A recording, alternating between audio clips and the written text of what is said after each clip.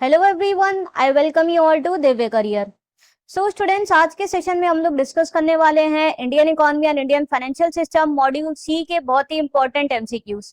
Session में further proceed करने से पहले I request you all to subscribe the channel and also press the bell icon to get the timely notification of all the videos. इन सभी videos की PDF आपको हमारे Telegram group में मिल जाएगी, जिसकी link I have shared in the description box. इसके पहले हम लोग already module A and B के इंपॉर्टेंट एमसीक्यूज डिस्कस कर चुके हैं, साथ में आई एंड आईएफएस के प्रीवियस ईयर क्वेश्चंस डिस्कस कर चुके हैं। तो इसकी आपको एक सेपरेट प्लेलिस्ट मिल जाएगी, उसमें आपको सारे ही important videos I and IFS के उसमें मिल जाएंगे। तो उसमें जाकर आप सारे ही प्रीवियस सेशंस हमारे वॉच कर सकते हैं। तो चलिए फिर स्टार्ट करते हैं हम लोग आज का सेशन। आज का फर्स्ट क्वेश्चन रीड करते हैं। क्वेश्चन है, what is the core identifying characteristic of the informal financial system? Options are high transaction cost, option B regulated procedures, option C lack of regulations, option D high default rates. So देखिए, आपका financial system formal financial system हो सकता है और informal financial system हो सकता है। Informal financial system जहां पे आपके मनी लेंडर्स वगैरह आ जाते हैं। तो इनफॉर्मल फाइनेंशियल सिस्टम की क्या कैरेक्टरिस्टिक्स होती है वो आपको पता होनी चाहिए। पहली बात, जो इनफॉर्मल सिस्टम होता है वहां पे ट्रांजैक्शन कॉस्ट काफी लो होता है, क्योंकि वहां बहुत ज्यादा heavy documentation, heavy paper work, ये सारी चीजें नहीं होती है। तो प्रोसेसिंग कॉस्ट काफी कम आता है, ट्रांजेक्शन कॉस्ट कम होता है। रेगुलेटेड कुछ होता नहीं है, there it is an unregulated procedure. यहाँ कोई रेगुलेटरी बॉडी रेगुलेट नहीं करती है कि मनी लेंडर क्या रेट ऑफ इंटरेस्ट चार्ज करेगा, क्या रीपेमेंट पीरियड मैक्सिमम या मिनिमम रहेगा, okay, interest rate minimum maximum कितना रहेगा। तो कोई भी चीज रेगुलेट नहीं होती है इसमें, तो it is an unregulated. Lack of regulations, यही हमारा करेक्ट आंसर है, यही इसका कोर करेक्टरिस्टिक्स है। और डिफॉल्ट रेट्स भी यहाँ पर लो रहते हैं, क्योंकि एक सोशल स्टिग्मा अटैच रहता है। मनी लेंडर्स वगैरह उन्हीं के गांव के रहते हैं जहां से लोग बोरो करते हैं, और साथ में इनका रिकवरी प्रोसेस भी काफी ज्यादा स्ट्रिक्ट होता है। तो यहाँ पे डिफॉल्ट रेट्स भी काफी ज्यादा लो होता है। सो राइट आंसर हो गया option C, there is lack of regulations, क्योंकि ये अनरेगुलेटेड होता है। साथ में आपको याद रखना है ट्रांजेक्शन कॉस्ट काफी लो होती है, ओके, और लो डिफॉल्ट रेट्स यहाँ पे देखने को मिलते हैं, okay. Second question, for successful rehabilitation of weak banks the Narasimham committee two recommended the narrow banking concept. Which of the statement best describes this concept? Options are limited banking to bank corporate, option B allowing weak banks to place their funds only in the short term and risk free assets, option C limited banking to priority sectors, option D allowing merger of weak banks with strong banks. So Narasimham committee 2 जो setup हुई थी, उन्होंने recommend किया था कि week banks जिससे कि वापस से रिहेबिलिटेट हो सके, तो उन्होंने कहा नैरो बैंकिंग कॉन्सेप्ट फॉलो करना है। तो इसका मतलब क्या होता है, नैरो बैंकिंग कॉन्सेप्ट से हमारा मीनिंग है कि जो वीक बैंक्स है वो अपना जो पैसा है वो सिर्फ शॉर्ट टर्म असेट्स में लगाए, जिसमें उनका इजिली वो लिक्विड हो, which can be easily converted into cash with in a period of 1 year, और साथ में वो रिस्क फ्री हो, जिससे जो उनका इन्वेस्टमेंट अमाउंट है वो डूबे नहीं। So option B is the right answer, क्योंकि वो ऑलरेडी वीक बैंक्स है, तो वो लोग क्या है, बहुत ज्यादा रिस्की एसेट्स में इन्वेस्ट नहीं कर सकते, बहुत ही लॉन्ग टर्म के लिए इन्वेस्टमेंट एक्सपोजर नहीं ले सकते, ओके। सो ऑप्शन बी जो है, जो कहता है कि वीक बैंक्स को अपना फंड शॉर्ट टर्म एसेट्स और रिस्क फ्री एसेट्स में प्लेस करना चाहिए, इसी का मतलब था नैरो बैंकिंग कॉन्सेप्ट, जो कि नरसिम्हम कमिटी 2 जो सेटअप हुई थी उन्होंने रेकमेंड किया था। स्टूडेंट्स, नरसिम्हम कमिटी 1 और कमिटी 2 दोनों के ही रेकमेंडेशंस बहुत इंपॉर्टेंट है, और उसके बाद एक्चुअल में क्या क्या स्टेप्स लिए गए थे बाय आरबीआई एंड गवर्नमेंट, वो आपको पता होने चाहिए। नेक्स्ट क्वेश्चन है, the government pass Sabka Bima Sabki Raksha amendment of insurance laws act 2025. It increased the FDI limit from dash to dash in the insurance sector under the automatic route. Options are 74 to 100%, option B 49 to 74%, option C 25 to 49%, option D 20% to 51%. सो ये जो सबका बीमा सबकी रक्षा act पास हुआ था, यहाँ पे जो FDI limit है वो इंक्रीज कर दी गई इंश्योरेंस सेक्टर में from 74 to 100%। Option A is the right answer. इसके साथ ये भी कंडीशन है, ये 100% उनके लिए करी गई है who are going to invest their full premium in India, जो भी प्रीमियम अमाउंट इनको मिल रहा है उसको वो इन्वेस्ट कर रहे हैं इंडिया में ही instead of रीपैट्रिएटिंग abroad.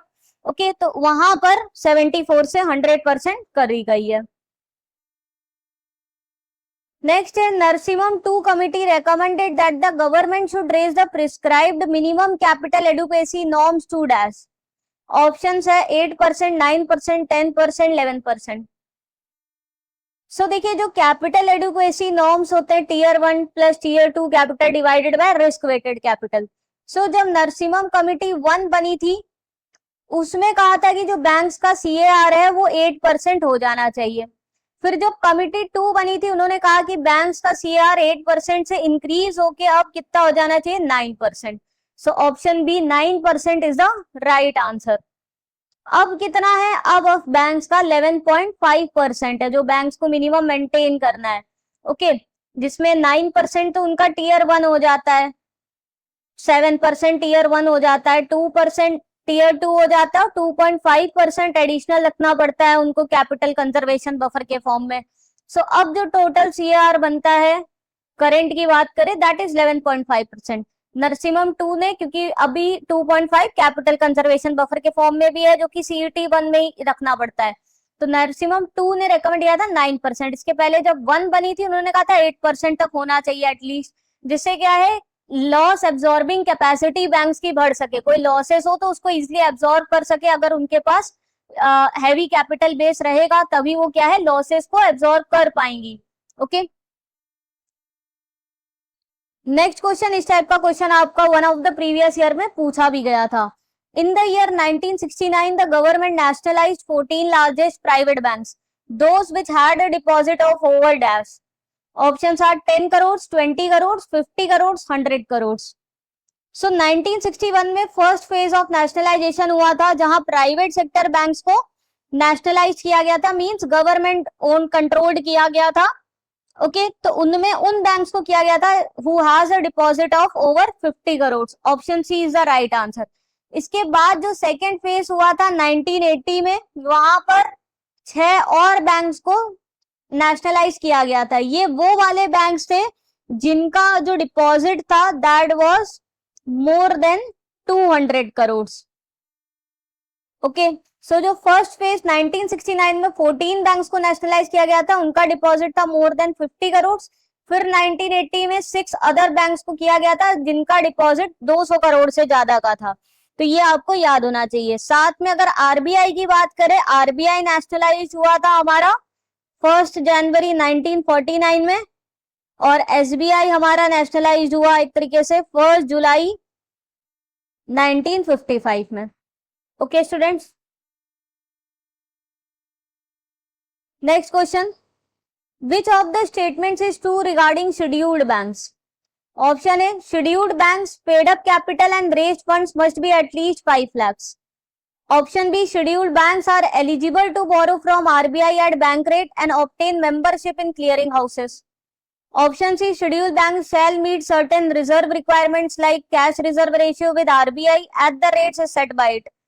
Option D, all of the above. So correct answer क्या है, ये सारी ही करेक्टरिस्टिक शेड्यूल्ड बैंक की है जो मीट होनी जरूरी है कि शेड्यूल्ड बैंक का पेड अप कैपिटल कम से कम 5 लाख का होना चाहिए। वो बैंक से अपने नॉर्मल ऑपरेशंस के लिए RBI से बोरो कर सकते हैं, क्लियरिंग हाउस मेंबरशिप ऑब्टेन कर सकते हैं, जिसके थ्रू ही वो क्या है चेक क्लियरिंग प्रोसेस में पार्टिसिपेट कर पाते हैं। उनको नेसेसरी रिजर्व्स जैसे कि CRR, SLR ये सब रिजर्व्स मेंटेन करने रहते हैं। ऑल ऑफ द अबव इसका राइट आंसर है। तो शेड्यूल्ड बैंक्स वो बैंक्स है which are mentioned in the second schedule of RBI act. एक क्वेश्चन आपका लास्ट ईयर ये भी आया था कि जो सेकेंड शेड्यूल में जो शेड्यूल बैंक्स होते हैं वो कौन से एक्ट में मेंशन होने चाहिए, तो उसमें ऑप्शन बैंकिंग रेगुलेशन एक्ट भी दिया था। सो बहुत से स्टूडेंट्स ने कंफ्यूज होकर BR एक्ट मार्क कर दिया था। तो आपको याद होना चाहिए schedule banks are those which are mentioned in the second schedule of RBI Act of 1934 and not under the Banking Regulation Act। Okay, अगर हम लोग नॉन शेड्यूल्ड बैंक्स कौन से हो गए, नॉन शेड्यूल्ड बैंक्स एक तो वो second schedule to RBI act में लिस्टेड नहीं होंगे, ठीक है, और साथ में उनका कितना मिनिमम कैपिटल होना चाहिए that is governed by the banking regulation act. वहीं इनका कितना कैपिटल होना चाहिए that is governed by the RBI act. ये आपको ध्यान रखना है। नॉन शेड्यूल्ड बैंक सिर्फ इमरजेंसी में आरबीआई से बोरो कर सकते हैं, नॉर्मल ऑपरेशंस के लिए बोरो नहीं कर सकते हैं। Okay, next question, as the merger of banks took place in the year 2019 and 2020, which bank got merged with Indian Bank? Options are United Bank of India, option B Allahabad Bank, option C Dena Bank, option D Andhra Bank. So Indian bank के साथ कौन सी bank merge हो गई? Correct answer is option B Allahabad bank. अब हर साल ये मर्जर के ऊपर क्वेश्चन आता ही आता है, जो भी मर्जर्स हुए थे डिफरेंट बैंक्स के, तो कौन सी बैंक अब रह गई है, कौन सी बैंक उसके अंदर में मर्ज हो गई है। तो देखिए ये मैंने पूरी लिस्ट यहाँ पे दे दी है, जो आपको पीडीएफ ये हमारा पूरा आपको टेलीग्राम ग्रुप में मिल जाएगा, जैसे मैंने बोला उसकी लिंक भी डिस्क्रिप्शन बॉक्स में शेयर कर दिए, तो वहां से आप ये पीडीएफ डाउनलोड कर सकते हो। सो ये आपको याद रखना है, बैंक ऑफ बड़ौदा के साथ विजया और देना बैंक मर्ज हुई, और अब बैंक ऑफ बड़ौदा है विजया देना उसके अंदर में मर्ज हो चुकी है। पीएनबी ने OBC, Oriental Bank of Commerce और United Bank of India, UBI को एब्जॉर्ब कर लिया, पीएनबी रह गई है। कैनरा बैंक सिंडिकेट बैंक के साथ मर्ज हो गई, अब जो बची है bank that is Canara bank, Syndicate has been absorbed in the Canara bank. Indian bank Allahabad bank के साथ मर्ज हो गई, अब जो रिमेनिंग बैंक बची है that is Indian bank. Union bank के अंदर में आंध्रा और कॉर्पोरेशन बैंक मर्ज हो गई है। ओके, तो ये आपको 5 जो पॉइंट्स है ये याद होने ही चाहिए, क्योंकि इस पे हर बार क्वेश्चन रिपीट हो रहे हैं एग्जाम में। Okay, next question, what are the RBI guidelines for on tap licensing of universal banks in private sector? So अगर यूनिवर्सल बैंक्स का लाइसेंस लेना है प्राइवेट सेक्टर प्राइवेट बैंक्स को, तो कौन सी कंडीशंस मीट होनी कंपलसरी है? फर्स्ट स्टेटमेंट है initial minimum paid up voting equity capital for a new bank is 500 crore. Second है the bank should open at least 25% of its branches in unbanked rural areas. Third, foreign shareholding is permitted up to 49% of the paid up capital as per the existing FDI policy. Fourth, bank is required to list its shares on the stock exchanges within 6 years of commencing business. Option A है 1, 2 and 3 are correct. Option B 1, 3 and 4 are correct. Option C 1, 2 and 4 are correct. Option D all of the above. So देखिए minimum paid up capital 500 crore का होना चाहिए, ये statement हमारी correct है। Banks को 25% अपनी कम से कम ब्रांचेस रूरल एरिया में खोलनी है, जहां पर पहले से और बैंक्स प्रेजेंट नहीं है, जो अनबैंक्ड एरियाज है, ये भी करेक्ट है। फॉरेन शेयर होल्डिंग जो उनमें परमिटेड है दैट इज नाउ 74%, नॉट 49%, तो ये इनकरेक्ट है। साथ में बैंक्स के जो शेयर्स है वो स्टॉक एक्सचेंज में लिस्ट हो जाने चाहिए विद इन 6 ईयर्स, ये वाला स्टेटमेंट भी करेक्ट है। साथ में जो भी रेसिडेंट इंडिविजुअल्स है जिनको 10 साल का कम से कम एक्सपीरियंस है बैंकिंग फाइनेंस में, वो सभी एलिजिबल है। साथ में पेड अप कैपिटल भी 5 करोड़ का होना चाहिए और मिनिमम नेटवर्थ भी okay at all the time should be at least 500 crore. तो यूनिवर्सल बैंक्स के लिए नेटवर्थ और मिनिमम पेड अप कैपिटल दोनों 500 करोड़ की रिक्वायरमेंट है। तो ये आपको क्या है याद रखने इंपॉर्टेंट पॉइंट्स है। और बाकी जो भी पीएसएल के टारगेट्स हैं वो इनको भी फॉलो करने हैं, जो प्रायोरिटी सेक्टर के टारगेट्स है, सब टारगेट्स है जो शेड्यूल कमर्शियल बैंक्स पे एप्लीकेबल है, वो इन पे भी फॉलो होंगे। ओके, सो हमारा 1, 2 और 4 करेक्ट है, थर्ड वाला इनकरेक्ट है, तो राइट आंसर हो गया option C 1, 2 and 4। Okay, next question, as per the capital structure of regional rural banks, dash was required to be held by central government, dash by the concerned state government and dash by the sponsor bank. Options are 35, 50 and 15%. Option B 55, 35 and 10%. Option C 50, 35 and 15%. Option D 15, 35 and 50%. So RRBs में जो capital structure है that has to be held by central government of at least 50%, state government का कितना रहेगा 15% और sponsor bank का रहेगा 35%। Okay, तो right answer actually option C हुआ, जहां पर ये थोड़ा सा मिसमैच हो गया, इधर आप 15% लिख लीजिए और स्पॉन्सर बैंक का 35% है। सो 50, 15 and 35 is your right answer. अब क्या हुआ एक्ट में, ये इनिशियली यही था कि सेंट्रल गवर्नमेंट जो होगा मिनिमम 50% कैपिटल होल्ड करेगी, स्टेट गवर्नमेंट जिस भी स्टेट में वो सेटअप हो रहा है 15% और जो स्पॉन्सर बैंक है उसका 35%। बाद में कुछ अमेंडमेंट हुआ और उसमें ये बोला गया जो शेयर कैपिटल है वो सेंट्रल गवर्नमेंट और स्पॉन्सर बैंक मिलाकर उनका जो टोटल होल्डिंग है that shall not be less than 51% of paid up capital. जो आरआरबी का पेड अप कैपिटल है उसका एटलीस्ट 51% होल्डिंग होनी चाहिए by the central government and sponsor bank together. पहले ये था कि 50% सेंट्रल गवर्नमेंट की थी, 15% स्टेट गवर्नमेंट की और 35% स्पॉन्सर बैंक की थी। Okay, next question, which of the statements is incorrect regarding payment banks? Option A, minimum paid up capital required is 100 crore. Option B, they can accept deposit of 1 lakh per customer. Option C, they cannot issue credit cards. Option D, they are required to invest at least 75% of demand deposit balance in government securities. So देखिए इस type के questions आप तभी कर पाओगे जब आपको सारी करेक्टरिस्टिक्स पता होंगी। सो पेमेंट बैंक्स आपको पता होने चाहिए, ये डिफरेंशिएटेड बैंक्स की कैटेगरी में आते हैं and not under the universal bank. Differentiated banks में दो टाइप के बैंक्स आते हैं, पेमेंट बैंक्स और small finance banks. So minimum paid up capital payment banks का 100 करोड़, हमने देखा था यूनिवर्सल बैंक का कितना था 500 करोड़, पेमेंट बैंक्स का 100 करोड़ से ये स्टेटमेंट करेक्ट है। They can accept deposit up to 1 lakh, ये इनकरेक्ट है। अब ये जो मैक्सिमम डिपॉजिट एक्सेप्ट कर सकते हैं that is up to 2 lakh, पहले 1 लाख था फिर ये आरबीआई ने इंक्रीज करके 2 लाख कर दिया है। ये लोग क्रेडिट कार्ड इशू नहीं कर सकते, सही बात है। अब ये लोग जो है डिमांड डिपॉजिट ही एक्सेप्ट कर सकते हैं which is up to 2 lakh from the customer, ठीक है। टर्म डिपॉजिट भी एक्सेप्ट नहीं कर सकते, तो इन डिपॉजिट बैलेंस को ये लोग लोन नहीं प्रोवाइड कर सकते, ठीक है। पेमेंट बैंक्स लोन नहीं दे सकते, इसीलिए ये लोग क्रेडिट कार्ड भी इशू नहीं कर सकते। तो ये लोग जो डिपॉजिट्स लेते हैं कस्टमर का, इसका क्या करते हैं, तो इसका इनको मिनिमम 75% जो होता है गवर्नमेंट सिक्योरिटीज में इन्वेस्ट करना होता है, जो कि एसएलआर के अंदर काउंट हो जाता है। और रिमेनिंग जो 25% है इसको ये लोग अदर बैंक्स में रख सकते हैं और उस पर अपना जो भी है इंटरेस्ट वगैरह अर्न कर सकते हैं, ठीक है। तो ये लोग लोन नहीं दे सकते, तो ये लोग जो 2 लाख तक का डिपॉजिट लेते हैं कस्टमर से उसका क्या करते हैं 75% they have to invest in the government security. तो ये भी स्टेटमेंट करेक्ट है, at least 75% of their demand deposit balance has to be invested in government security. Incorrect आपका ऑप्शन बी हुआ, क्योंकि अब ये जो मैक्सिमम डिपॉजिट एक्सेप्ट कर सकते हैं that is 2 lakh and not 1 lakh. साथ में जो प्रमोटर होता है उसका जो इनिशियल कॉन्ट्रीब्यूशन होता है that should be at least 40% for the first 5 years, फिर वो इनिशियली रिड्यूस होगा बट शुरू के 5 साल तक कम से कम प्रमोटर जो है इस बैंक का उसका 40% कॉन्ट्रीब्यूशन होना चाहिए।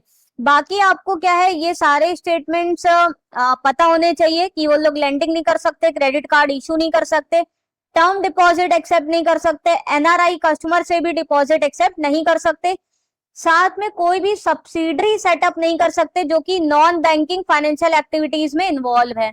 ओके, तो ये सारे स्टेटमेंट्स क्या है आपको याद रखने हैं।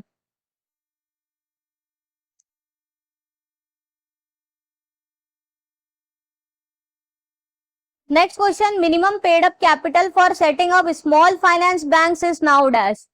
ऑप्शन है 50 crore, 100 crore, 200 crore, 500 crore. Small finance banks के लिए मिनिमम पेड अप कैपिटल कितना है, राइट आंसर है आपका 200 करोड़।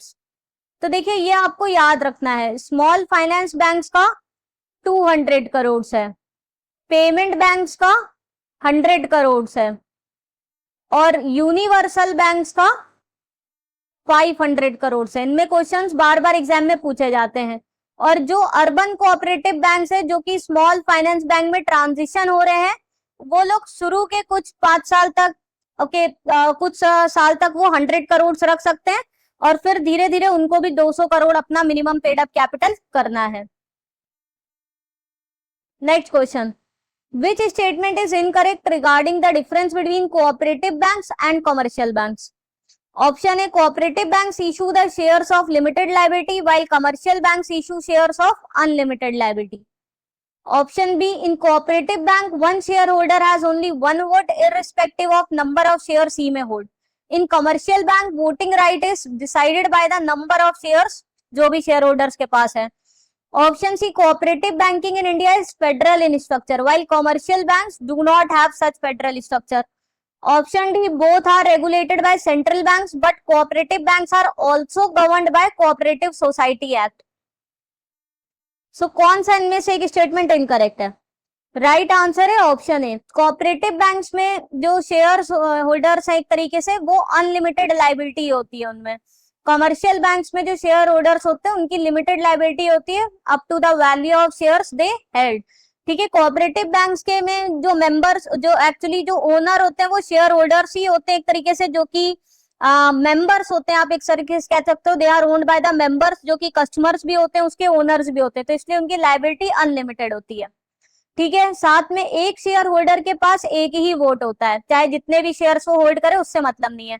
बट कमर्शियल बैंक में कितनी वोटिंग राइट है, that is decided by the number of share holder has. Cooperative bank का फेडरल स्ट्रक्चर है, इसमें आप देख सकते हो ऐसे है, आपके प्राइमरी कोऑपरेटिव सोसाइटीज है विलेज लेवल पे, फिर डिस्ट्रिक्ट सेंट्रल कोऑपरेटिव बैंक्स है, ओके, तो फिर स्टेट कोऑपरेटिव बैंक्स है स्टेट लेवल पे, तो ये फेडरल स्ट्रक्चर है। कमर्शियल बैंक्स का इस तरीके से कोई फेडरल स्ट्रक्चर फॉलो नहीं होता है। आरबीआई ही रेगुलेटर है दोनों टाइप के बैंक्स का, बट जो कोऑपरेटिव बैंक्स होते हैं वो और भी गवर्नड होता है, जैसे अगर मल्टी स्टेट उनके ऑपरेशन है तो multi state cooperative society act के अंदर गवर्नड होते हैं। ओके, तो ये वाला स्टेटमेंट भी करेक्ट है, तो सिर्फ ऑप्शन ए आपका इनकरेक्ट है। नेक्स्ट क्वेश्चन है, peer to peer lending in India is an example of dash. Option A market place lending MPL, option B balance sheet lending, option C platform lending, option D both A and C. So देखिए, जब हम digital lending की बात करते हैं जहां online loans provide करे जा रहे हैं, तो वो दो तरीके से होते हैं। उस मार्केट प्लेस लेंडिंग को ही हम लोग प्लेटफॉर्म लेंडिंग भी कहते हैं, और दूसरा होता है balance sheet lending. So P2P है, that is an example of MPL और you can say platform lending. Option D is the right answer.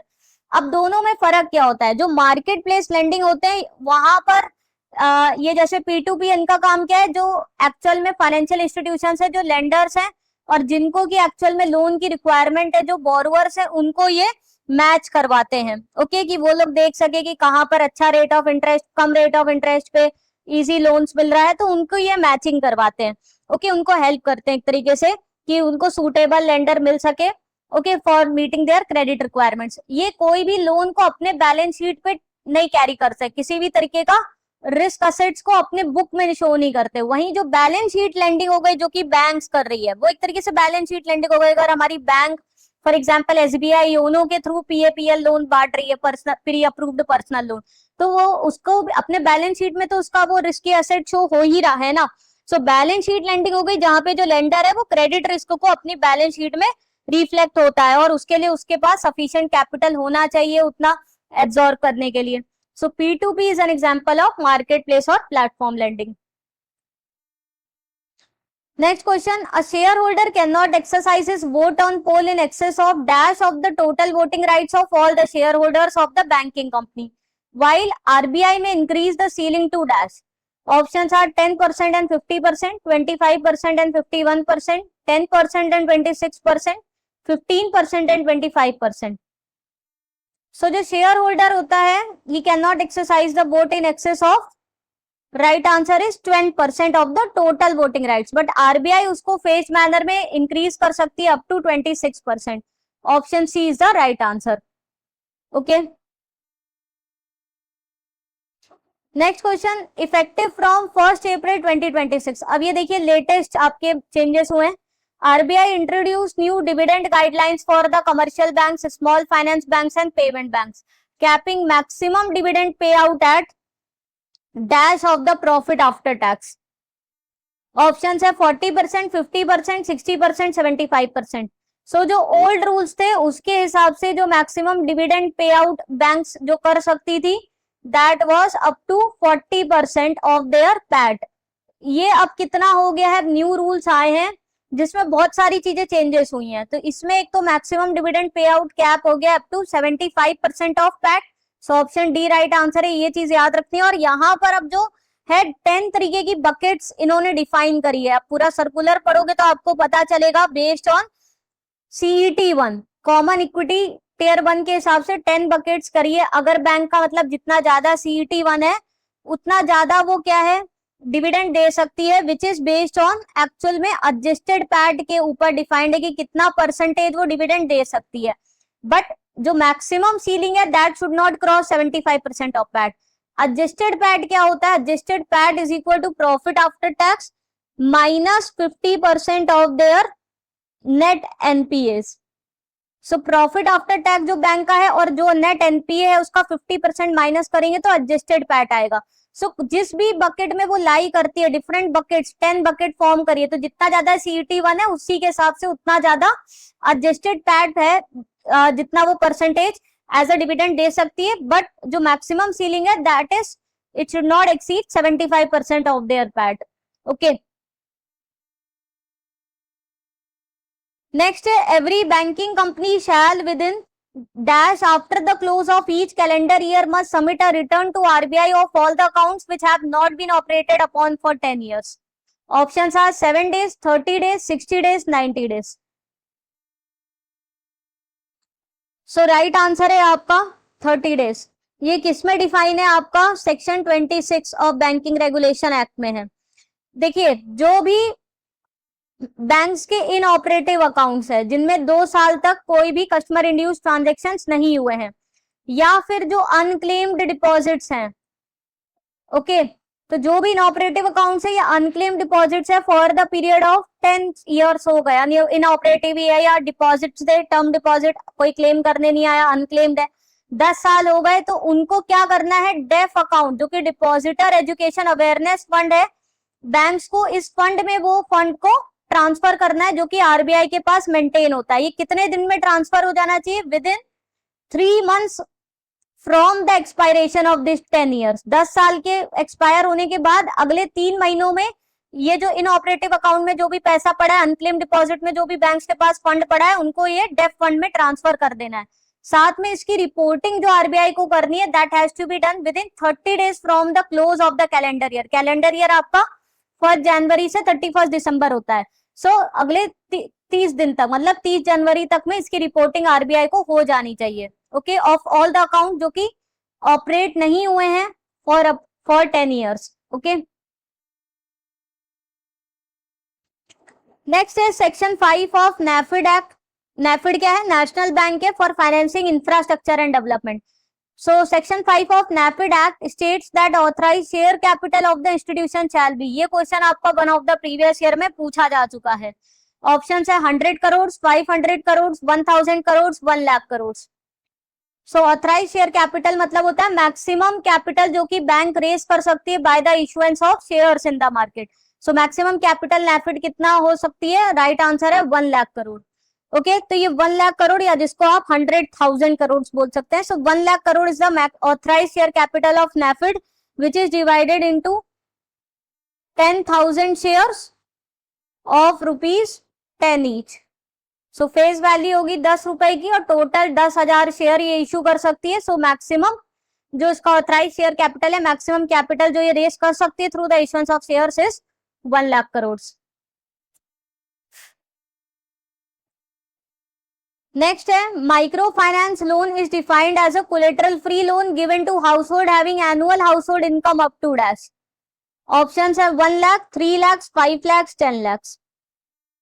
So micro finance loan क्या होता है? एनबीएफसी एमएफआई के अंदर भी ये क्राइटेरिया आता है, जहां उनकी हम लोग क्वालिफाइंग असेट की बात करते हैं जब हम लोग। सो माइक्रो फाइनेंस लोन वो होता है, एक तो वो कोलेटरल फ्री मैनर में आपको देना है, कोई कोलेटरल उसके अगेंस्ट में नहीं लेना है, और साथ में वैसे हाउस होल्ड्स को देना है जिनकी एनुअल इनकम है अप टू ₹3 लाख। सो जो एनबीएफसी एमएफआई है उनका क्वालिफाइंग असेट होना चाहिए at least of up to 60% of their assets. जो भी उनका टोटल असेट्स है उसका 65% जो उनको लेंड करना है that has to be lend in a collateral free manner to the households having annual income up to 3 lakh. पहले इसमें क्वालिफाइंग असेट की लिमिट थी 75%, उससे पहले 85% थी, ये अब 2025 में रिड्यूस होके 60% हो गई है। सो अगर क्वेश्चन आए जो एनबीएफसी एमएफआई है उनका क्वालिफाइंग असेट कितना परसेंटेज होना चाहिए, तो 60% है। मतलब 60% जो भी उनके असेट्स है बुक्स में, उनमें 60% वो असेट होने चाहिए असेट्स क्या होते हैं, लोन्स होते हैं उनके लिए। तो वो असेट्स होने चाहिए जो कि उन्होंने कोलेटरल फ्री मैनर में उन हाउसहोल्ड्स को दिए हैं जिनकी इनकम है अप टू ₹3 लाख, तो वो माइक्रो लोन्स की कैटेगरी में आता है। नेक्स्ट, ये भी न्यू चेंजेस हैं। Effective from 1 April 2026, RBI introduce unregistered type 1 NBFC, a new category exempt from the mandatory registration under section 45 IA. What are the conditions to be met for such NBFC? देखिए, Divya career में ही हम लोग बहुत ज्यादा कोशिश करते हैं कि कोई भी न्यू चेंजेस आ रहे हैं आरबीआई के थ्रू, न्यू गाइडलाइंस आ रही है, न्यू सर्कुलर आ रहे हैं, उससे रिलेटेड आपको क्वेश्चंस करवाए। बहुत सारी कोचिंग इंस्टीट्यूट्स वही पुराने घिसे पिटे क्वेश्चंस एमसीक्यू करवाती रहती है साल दर साल। बट जेआईबी सीआईबी में अब क्या है, कंपटीशन लेवल बढ़ गया है, एग्जाम का डिफिकल्टी लेवल बढ़ गया है समय के साथ, और वो लोग भी जो भी न्यू चेंजेस आते हैं उस पर क्वेश्चंस देते हैं जो कि स्टूडेंट्स नहीं कर पाते हैं, क्योंकि ऑफ कोर्स मैकमिलन बुक्स आपकी आउटडेटेड है, उसमें सारा 2022-23 का डेटा है। बट ये जो भी नए चेंजेस आते रहते हैं, जैसे पीएसएल में या एमएफआई में चेंजेस आए 2025 में, वो सब आपको पता होने चाहिए, क्योंकि उन्हीं पर आपके क्वेश्चंस एग्जाम में देखने को मिलते हैं। अब ये सारे नए चेंजेस, जैसे हमने इंश्योरेंस ओम्बड्समैन का देखेंगे, आरबीआई ओम्बड्समैन के चेंजेस आए 2026 में, आरबीआई ओम्बड्समैन के न्यू रूल्स आए हैं। ओके, केवाईसी डायरेक्शंस न्यू आए हैं, ये एनबीएफसीज के न्यू रूल्स आए हैं, तो ये सब आपको पता होने चाहिए। ओके, सो हाँ, चलिए हम आगे बढ़ते हैं। तो जैसे आरबीआई ने कहा है कि अब जो एनबीएफसीज की कैटेगरी है वो आपको पता है 4 लेयर्स में वो लोग को डिवाइड किया गया है। Okay, base layer, middle layer, upper layer, top layer. साथ में इसमें न्यू कैटेगरी भी एक इंट्रोड्यूस कर दी है, अनरजिस्टर्ड टाइप 1 एनबीएफसी।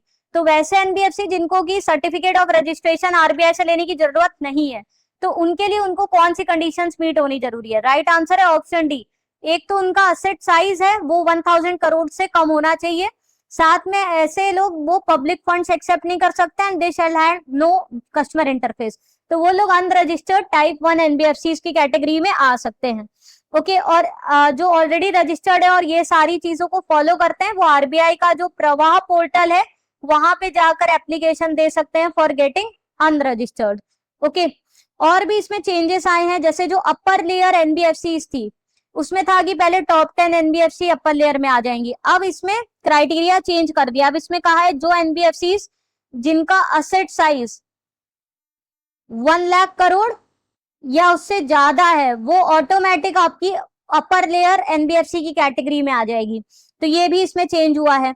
साथ में जो गवर्नमेंट ओन्ड एनबीएफसीज है, पहले उसमें रूल था कि जो गवर्नमेंट एनबीएफसीज होंगी वो या तो बेस लेयर में होंगी या मिडिल लेयर में होंगी, डिपेंडिंग अपॉन उनका क्या असेट साइज है। बट अब ये जो गवर्नमेंट एनबीएफसीज हैं ये भी अपर लेयर में आ सकती है अगर उनका असेट साइज क्राइटेरिया क्या है, 1 लाख करोड़ का हो गया तो ये सब चीजें क्या है, न्यू चेंजेस हैं जो कि अभी अप्रैल 26 से एप्लीकेबल है। नेक्स्ट है RBI issued internal ombudsman direction of 2026 mandating independent internal ombudsman for which type of NBFCs? Options है middle and upper layer NBFCs with 10 or more service outlets. Option B deposit taking NBFCs with 10 plus branches. Option C non-deposit taking NBFCs with the assets greater or equal to 5,000 crores. Option D all of the above. So ये भी आपके 2026 के new directions है जिसमें RBI ने कहा है कि कुछ एनबीएफसीज है जिनको इंटरनल ओम्बड्समैन अपना रखना है, जिससे कि जो भी कंप्लेंट्स है वो इंटरनल लेवल पर रिजॉल्व हो सके और कम से कम कंप्लेन आरबीआई तक आए। तो ये इंटरनल ओम्बड्समैन किस टाइप के एनबीएफसीज को रखना है? एक तो जो मिडिल और अपर लेयर के एनबीएफसीज है जिनकी 10 या उससे ज्यादा सर्विस आउटलेट्स है, तो ये स्टेटमेंट करेक्ट है। साथ में जो भी डिपॉजिट टेकिंग एनबीएफसीज है जिनकी 10 से ज्यादा ब्रांचेस है उनको रखना है, और साथ में नॉन डिपॉजिट टेकिंग एनबीएफसीज जिनका असेट साइज ग्रेटर और इक्वल टू 5,000 करोड़ है उनको रखना है। सो राइट आंसर है option D all of the above. तो तीनों स्टेटमेंट आप याद रखिएगा, तीनों याद कर लीजिएगा कि इन टाइप के एनबीएफसीज को इंटरनल ओम्बड्समैन रखना है, और इनका जो इंटरनल ओम्बड्समैन है उसकी जो रैंक होती है that shall not be less than the rank of DGM, deputy general manager. वही बैंक्स में जो इंटरनल ओम्बड्समैन था उसमें जनरल बैंक की जनरल मैनेजर जीएम रैंक का होता था, इसमें डीजीएम रैंक का बोला गया है। ओके, तो इनको कोशिश करना है कि 30 डेज में कंप्लेन को रिजॉल्व कर दे। नेक्स्ट है NBFCs are allowed to accept and renew public deposits for a minimum period of dash and maximum period of dash. ये क्वेश्चन आपका one of the previous year में पूछा गया है। राइट, ऑप्शन है 6 months and 12 months, 12 months and 60 months, 1 month and 1 year, 6 months and 1 year। So जो NBFC जो public deposit accept कर सकती है उसका टाइम पीरियड है मिनिमम 1 year का और मैक्सिमम 5 years का। राइट आंसर है ऑप्शन बी, मिनिमम 12 months के लिए रख सकती है, मैक्सिमम 5 years के लिए। ओके, अगेन ये डिमांड डिपॉजिट एक्सेप्ट नहीं कर सकती है। Okay, next question, dash is measured as a percentage of insurance premium to GDP. Option है insurance penetration, insurance density, insurance volume, none of the above. So insurance premium to GDP किसका formula है? Insurance penetration. Insurance density क्या है आपकी? Insurance premium to the population, और penetration है insurance premium to GDP. So देखिए, insurance penetration बताता है कि इंश्योरेंस का कितना कंट्रीब्यूशन है हमारी जीडीपी की कंट्री में, हमारी कंट्री की जीडीपी में कितना ज्यादा इंश्योरेंस रोल प्ले कर रही है। तो इंश्योरेंस कितना कंट्रीब्यूट कर रही है वो किससे हम लोग कैलकुलेट करेंगे, मतलब कितना प्रीमियम कंट्रीब्यूट किया जा रहा है। ओके, कितना प्रीमियम तभी देगी जब कोई इंश्योरेंस लिया होगा, उसमें कवर होगा। सो इंश्योरेंस का कितना रोल प्ले हो रहा है in our country GDP, that is measured through insurance penetration. Insurance density एक तरीके से करती है कि कितना पॉपुलेशन हमारी कवर है थ्रू इंश्योरेंस, या कितना प्रीमियम पे किया जा रहा है पर कैपिटा, पर पर्सन कितना प्रीमियम एक तरीके से कंट्रीब्यूट कर रहा है, या कितना पॉपुलेशन हमारा इंश्योरेंस के थ्रू कवर है, that is measured by insurance density. So premium by GDP is your insurance penetration and premium by population is insurance density. Okay. Next question. The government set up a committee under the chairmanship of Dash, a former governor of RBI, to propose the recommendations for reforms in the insurance sector. Option है M Narasimham, option B R N Malhotra, option C N K Singh, option D Y V Reddy. So government ने किसके under में committee set up करी थी जिन्होंने insurance sector में reforms propose करे थे? राइट आंसर है option B R N Malhotra. R N Malhotra committee set up हुई थी, इन्होंने काफी सारे चीजें प्रपोज करी थी कि जैसे एक तो प्राइवेट सेक्टर को और ज्यादा ओपन अप करना चाहिए, कि उनको अलाउ करना चाहिए इंश्योरेंस सेक्टर में प्राइवेट सेक्टर इंश्योरर्स भी आ सके। साथ में फॉरेन कंपनीज को भी अलाउ करना चाहिए कि वो लोग ज्वाइंट वेंचर फॉर्म कर सके with the Indian companies and they also participate in this insurance. साथ में इन्होंने एक मेजर रिकमेंडेशन दिया था for setting up the regulatory authority in the insurance sector. तो इन्हीं के रिकमेंडेशन पे IRDA सेटअप करी गई थी, which was insurance regulatory development authority, जिससे कि इंश्योरेंस सेक्टर क्या है, रेगुलेट हो सके। ओके, नेक्स्ट क्वेश्चन है, dash rate act as a floor of LAF corridor. Option है MSF rate, repo rate, SDF rate, reverse repo rate. LAF क्या होता है? आपका लिक्विडिटी एडजस्टमेंट फैसिलिटी होता है, ठीक है। सो फ्लोर रेट और सीलिंग रेट वो दोनों पता होना चाहिए। फ्लोर रेट आपका क्या है? SDF रेट है। SDF होता है आपका स्टैंडिंग डिपॉजिट फैसिलिटी रेट। ये वो रेट है जिस रेट पे RBI क्या कर सकती है, जो एक्सेस लिक्विडिटी है बैंक्स के पास उसको एब्जॉर्ब कर सकती है, और इसमें जो RBI है उसको कोई भी कोलेटरल सिक्योरिटी प्लेस करने की जरूरत नहीं है। So without a collateral RBI SDF rates पे बैंक से एब्जॉर्ब लिक्विडिटी को ले सकती है। तो ये जो SDF रेट होता है वो 25 बेसिस पॉइंट बिलो होता है रेपो रेट के, तो इसलिए इसको क्या फ्लोर रेट कहा जाता है। और जो MSF रेट होता है, मार्जिनल स्टैंडिंग फैसिलिटी रेट, ये रेट वो रेट होता है जिसपे कि बैंक्स बोरो कर सकती है ओवरनाइट बेसिस पे RBI से। जैसे उनको कोई लिक्विडिटी क्राइसिस है, एक ओवरनाइट बेसिस के लिए उनको पैसों की जरूरत है, तो वो लोग RBI से बोरो कर सकती है। अगर वो रेपो रेट के अंदर में जो बोरो कर सकती थी उसको एग्जॉस्ट कर चुकी है तो ठीक है। तो यहाँ पर जो रेट होता है MSF रेट वो 25 बेसिस पॉइंट्स अबव होता है रेपो रेट के। सो MSF रेट आपको याद रखना है, सीलिंग रेट है, LAF कॉरिडोर का सीलिंग है। जो पहले रिवर्स रेपो हुआ करता था उसको अब MSF ने रिप्लेस कर दिया है। पहले reverse repo rate ceiling rate होता था जिसपे कि बैंक्स RBI से बोरो करती थी उस रेट पे, अब MSF रेट को सीलिंग रेट माना जाता है। और SDF रेट जिसपे कि RBI एक्चुअली में फंड्स को एब्जॉर्ब करती है बैंक से, क्योंकि जब एक्सेस लिक्विडिटी हो जाती है तो वो रेपो रेट से 25 बेसिस पॉइंट बिलो होता है, तो ये फ्लोर रेट होता है। ओके, नेक्स्ट है NARCL acquires and manages assets with an exposure of dash or more। Option है 100 करोड़ और मोर, 500 करोड़ और मोर, 1000 करोड़ और मोर, 250 करोड़ और मोर। NARCL आपकी है national asset reconstruction company limited, जो कि आपकी बैड बैंक है। बैड बैंक मतलब जो बैड लोन्स है उनको टेक ओवर करती है बैंक्स के। तो ये उन स्ट्रेस्ड एसेट्स को टेक ओवर करती है, उन बैड एसेट्स को टेक ओवर करती है with N exposure of 500 crore और मोर। और साथ में एक IDRCL भी है जो कि प्राइवेट आर्म है, जो कि बैड एसेट्स जिनको कि NARCL टेक ओवर करती है उनको ये मैनेज करती है। तो इनके अपने खुद प्रोफेशनल एक्सपर्ट्स होते हैं जो इनको पूरा मैनेजमेंट का काम देखते हैं, रेजोल्यूशन का काम देखते हैं।